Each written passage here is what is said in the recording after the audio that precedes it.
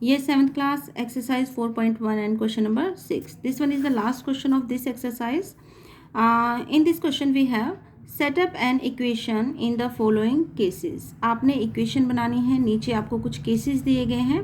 इस क्वेश्चन के आप 4 पार्ट है. केसेस मीन्स कुछ स्टेटमेंट दी गई हैं जिससे आपने इक्वेशन बनानी है. तो इसका जो फर्स्ट पार्ट है वो है Irfan says that he has 7 marbles more than 5 times the marble Parmeet has. वो क्या बोलता है, यहाँ पे दो नाम दिए गए हैं, एक इरफान है और एक परमीत है. इरफान क्या बोल रहा है कि जितने परमीत के पास मार्बल हैं अगर आप उसको 5 से मल्टीप्लाई कीजिएगा, 5 टाइम्स का मतलब 5 गुना, ठीक है, और उसमें 7 मार्बल्स मोर देन, मोर मतलब प्लस, उसमें 7 प्लस कीजिएगा तो उतने उसके पास मार्बल हैं. आपको डायरेक्ट आंसर नहीं दे रहे, वो इनडायरेक्ट वे में आपको बताता है कि उसके पास कितने मार्बल हैं. उसके बाद क्वेश्चन में ये भी दिया गया है इरफान से हैज़ 37 मार्बल्स. उसके पास 37 मार्बल हैं इरफान के पास. अब देखिए दो तरीके से उसने बोला है कि इरफान के पास कितने मार्बल हैं. फॉर एग्जांपल अगर मैं ये बोल दूं आपको कि कोई भी नंबर मैं आपको बोलती हूँ, मान लीजिए मैंने नंबर बोला 10, ठीक है, या फिर मैं आपको स्टेटमेंट की फॉर्म में बोलती हूँ 2 मोर देन 8, तो 2 मोर देन 8 मीन्स 10 होगा आपका. और अगर मैं डायरेक्ट नंबर बोल रही हूँ वो भी आपका 10 है. सिर्फ मेरे बोलने के लहजे में फ़र्क है. मैंने एक स्टेटमेंट की फॉर्म में बोला और एक मैंने आपको डायरेक्ट नंबर बोला है, तो नंबर आपका 10 ही आएगा. आप किसी भी तरीके से बताइए. अब चलिए हम इसे फाइंड आउट करते हैं कैसे हम इसे करेंगे. Take m to be the number of permits marble. यहाँ पे आपको वेरिएबल दिया गया है कि आपने जो परमीत के मार्बल हैं आप मान लीजिए कि वो m है. अगर यहाँ पे आपको ये हिंट नहीं दिया जाता है तो आप इसकी जगह कोई भी अल्फ़ाबेटल लेटर ले सकते हैं. आप इसमें x, y, z, l, m कुछ भी ले सकते हैं, बट अगर आपको गिवन है तो आपको यही लेना पड़ेगा. तो चलिए हम इसे क्वेश्चन को नोटबुक में करते हैं. सबसे पहली लाइन में हम क्या करेंगे, हम मान लेते हैं कि परमीत के पास कितने मार्बल हैं. तो हम यहाँ पे लिखेंगे लेट मीन्स होता है मानना. Let the number of marbles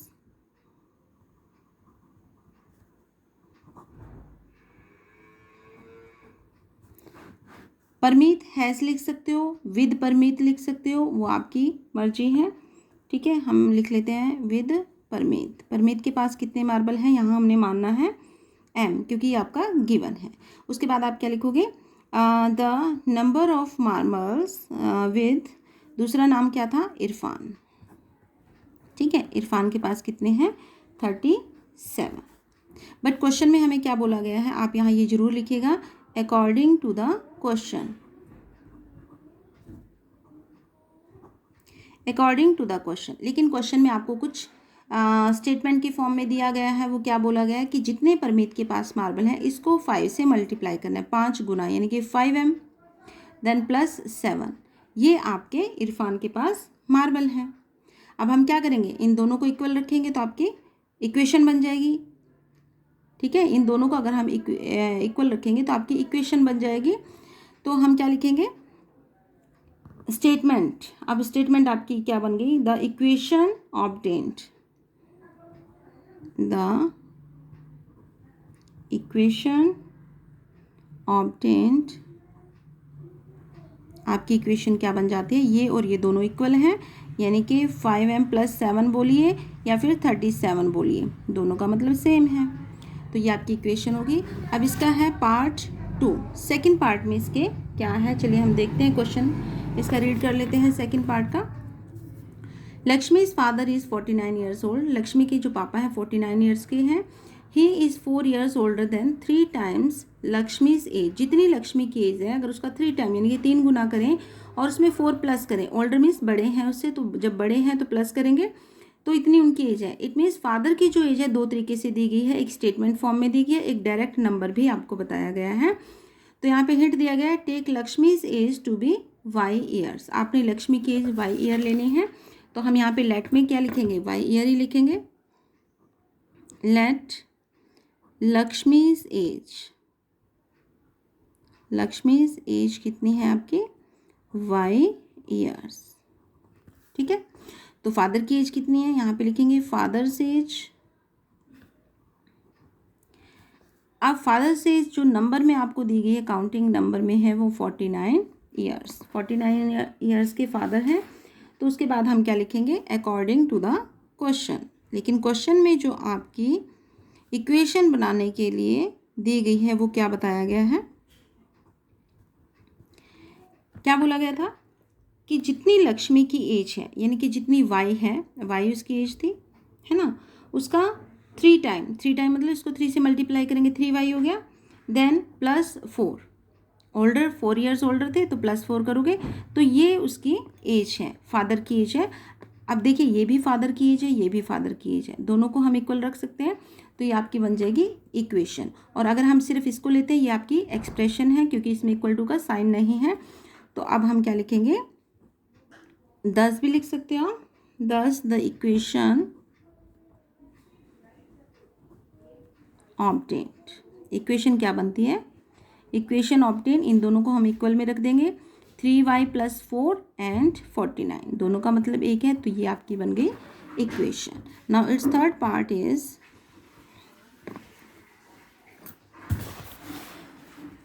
is the teacher tells the class, teacher ने क्लास को बताया that the highest marks obtained by a student, एक स्टूडेंट ने जो हाईएस्ट मार्क्स लिए हैं इन हर क्लास, उनकी क्लास में is twice the lowest mark +1, जितने लोएस्ट मार्क्स हैं उसका ट्वाइस मतलब डबल, 2 से मल्टीप्लाई करोगे और उसमें 7 प्लस करोगे, उतने आपके हाईएस्ट मार्क्स हैं। द हाईएस्ट स्कोर इज 87, और हाईएस्ट स्कोर का नंबर भी दिया है कि वो 87 है। इट मीन्स इन दोनों को हम इक्वल रख सकते हैं, और यहाँ पे दिया गया है take the lowest score to be L, lowest score को आपने एल मानना है। तो हम यहाँ पे क्या लिखेंगे,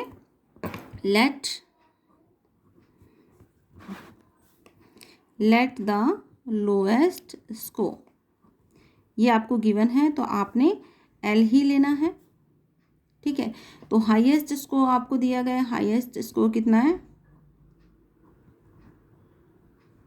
वो है आपका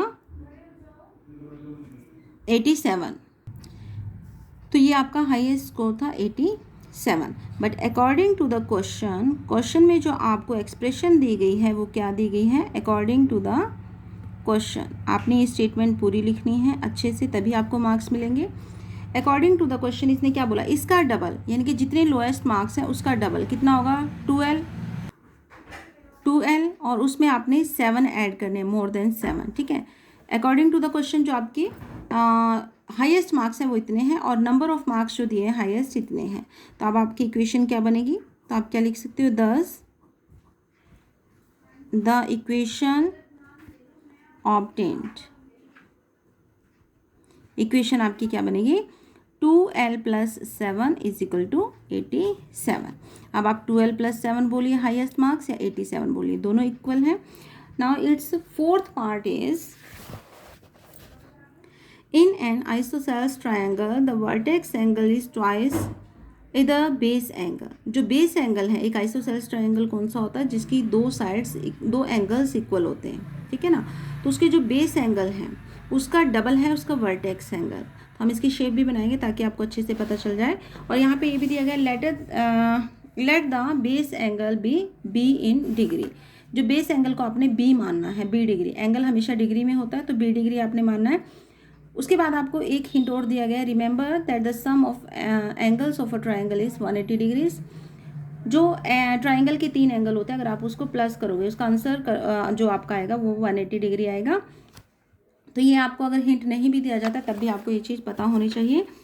the sum of all angles of a triangle is always 180 degree. ये इसका फोर्थ पार्ट है जो कि लास्ट पार्ट है। सबसे पहले हम क्या लिखेंगे यहाँ पे, let base angle of triangle, late